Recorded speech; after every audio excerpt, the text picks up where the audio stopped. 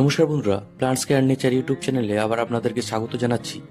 আজকে আম গাছে সাধারণত এখন অনেক আম গাছে মুকুল বার হতে শুরু করেছে এবং কিছু গাছে কিন্তু এখন মুকুল এখনো আসেনি।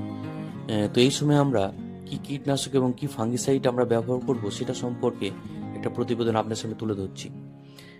এই সময়ে জেসিড, মিলিবাগ, থিপস বা হপার পোকা, সুটিমল ছত্রাক প্রভৃতির আক্রমণ সাধারণত ঘটে। তো এটা আটকাতে আমরা প্রোফেনোফস বা সাইপারমেথিন গ্রুপের কিন্তু কীটনাশক আমরা ব্যবহার করব না।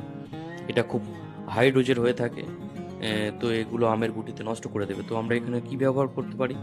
তো এখানে আমরা ইমিডাক্লোপিড গ্রুপের কনফিডার জাতীয় কীটনাশক কিন্তু ব্যবহার করব এবং যার অনুপাতটা হচ্ছে 0.5 ml 1 লিটার জলে আমরা এটা মিশিয়ে এটা ব্যবহার করব। আর মুকুল থেকে ফুল ফুটতে শুরু করলে কিন্তু এটা ব্যবহার করা যাবে না। আর এর সঙ্গে আমরা একটু স্টিকার মিশিয়ে নেব যাতে এটা ভালো কাজ করে।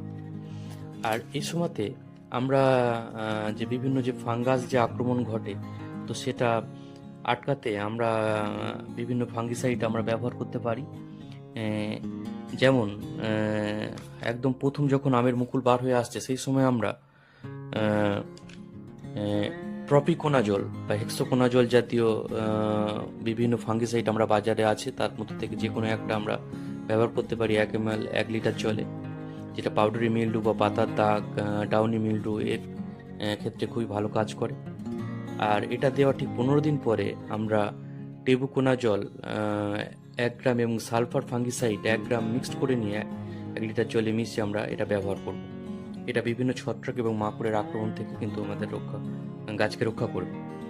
আর তৃতীয় আরেকবার আমরা এটা ফাঙ্গিসাইড ইউজ করতে পারি, সেটা যখন আমের মুকুল থেকে মটরের দানার মতন গুটি সেট হচ্ছে, তো সেই সময় আমরা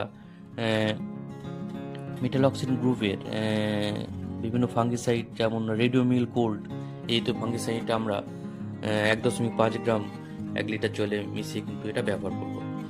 আর এগুলো স্প্রে করার ক্ষেত্রে একটা জিনিস খেয়াল করতে হবে যে ফাঙ্গিসাইড এবং কীটনাশক দুটো কিন্তু একই দিনে স্প্রে করলে হবে না, দিনে আলাদা টাইমে করতে হবে। আর ফাঙ্গিসাইড সকালবেলা বা বিকালের দিকে স্প্রে করলে সবথেকে ভালো কাজ ফল পাওয়া যাবে। আর আমরা যদি কীটনাশক স্প্রে করি তাহলে অবশ্যই কিন্তু সন্ধ্যের দিকে বিকালের দিকে এটা করতে হবে এবং এতে কিন্তু খুব ভালো ফল পাওয়া যায়। তো বন্ধুরা আজকে এই পর্যন্তই। পরবর্তীতে আবার নতুন একটা ভিডিওতে আবার আপনাদের সঙ্গে দেখা হবে। নমস্কার এবং ধন্যবাদ জানিয়ে ভিডিওটা শেষ করলাম।